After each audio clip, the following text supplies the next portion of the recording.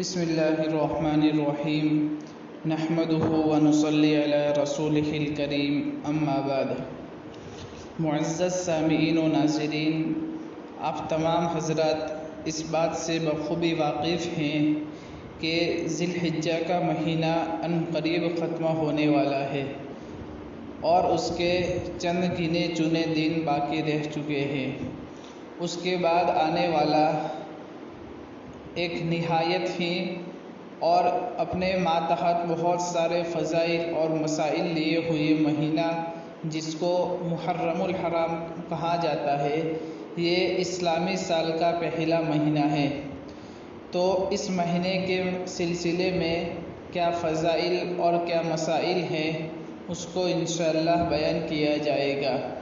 تو ماہ محرم الحرام کے فضائل اور مسائل کے سلسلے میں پہلی قسط آپ حضرات کی خدمت میں موجود ہیں۔ معزز سامعین و ناظرین، اس قسط میں آپ حضرات کو دو عنوان پر تفصیل کی جائے گی۔ سب سے پہلا جو عنوان ہے وہ عنوان یہ ہے کہ محرم اسلامی سال کا پہلا مہینہ ہے، اس کو ثابت کیا جائے گا۔ اسی طرح دوسرا جو عنوان ہے، جو بہت ہی اور نہایت اہم عنوان ہے، وہ عنوان یہ ہے کہ سن ہجری کی ابتدا کب اور کیسے ہوئی۔ بہت سے لوگ اس سے ناواقف ہیں، اس لیے اس کو بیان کیا جائے گا۔ سب سے پہلا عنوان کہ محرم اسلامی سال کا پہلا اور اول مہینہ ہے، یعنی یہ بات یاد رکھے کہ محرم الحرام اسلامی سال کا پہلا اور اول مہینہ ہے، جو اپنی برکات اور فضائل میں اپنی مثال آپ ہے۔ آپ تمام حضرات جانتے ہی اس کے فضائل کو کہ اس مہینے کی تاریخی حیثیت تو اپنی جگہ مسلم ہے، تمام حضرات اس بات سے واقف ہے، لیکن اس کی حرمت اور آپ صلی اللہ علیہ وسلم کے اس مہینے میں جو خصوصی اعمال تھے، اس کی عظمت کو چار چاند لگا دیتے تھے۔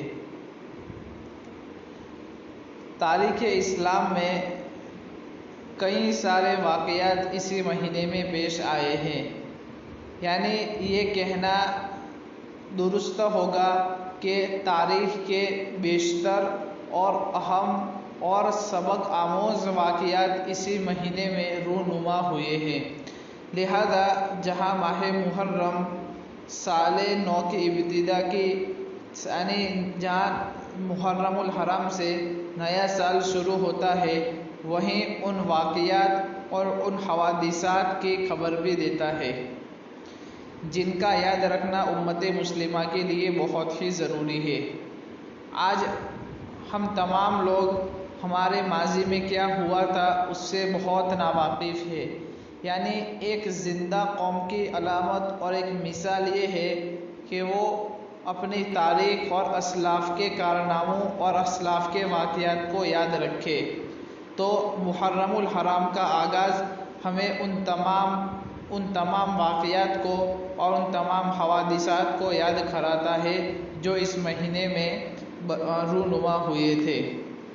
اسی طرح دوسرا عنوان جو ہے کہ سن ہجری کی ابتدا کب اور کیسے ہوئی، تو مسلمانوں کی باقاعدہ تاریخ کا آغاز آپ صلی اللہ علیہ وسلم کے ہجرت سے ہوا ہے۔ نبی اکرم صلی اللہ علیہ وسلم کے زمانے سے پہلے، یعنی جب اس سے پہلے، یعنی حضرت عمر رضی اللہ تعالیٰ عنہ نے جب سن ہجری کا آغاز نہیں کیا تھا، تو اس وقت لوگ کس طرح حساب رکھتے تھے اور کس طرح تاریخ کو معلوم کرتے تھے، تو اس کا اندازہ یہ ہے کہ لوگ اس سے پہلے نبی اکرم صلی اللہ علیہ وسلم کو جس سال نبوت ملی اس سے مہینے کو اور تاریخ کو شمار کرتے تھے۔ اسی طرح ایک دوسرا اندازہ یہ تھا کہ ہمارے نبی صلی اللہ علیہ وسلم نے آخری حج کب فرمایا، اس حساب سے تاریخ کا وہ حساب لگایا کرتے تھے۔ باقاعدہ کوئی سن مقرر نہیں تھے، یعنی جس طرح ہم ابھی دیکھ رہے ہیں کہ سن ہجری یہ چل رہا ہے، سن عیسوی یہ چل رہا ہے، تو یہ سن اس وقت کوئی مقرر نہیں تھے۔ اہل عرب کے یہاں مختلف واقعات مشہور تھے جن کی بنیاد پر تاریخ کا اندازہ لگاتے تھے. جیسے بہت ساری مثالیں ہیں جس کو الکامل لابن الاثیر جلد نمبر 1 صفحہ نمبر 13 اور 14 پر ذکر کیا ہے. وہ مثال یہ ہے کہ جیسے جنگ بسوس اور جنگ داہیس، اسی طرح عام الفیل، ان سب واقعات کے ماتحت لوگ سن ہجری اور تاریخ کو یاد رکھا کرتے تھے. اس لیے باضابطہ سن مقرر کرنے کی ضرورت محسوس نہ کی گئی تھی.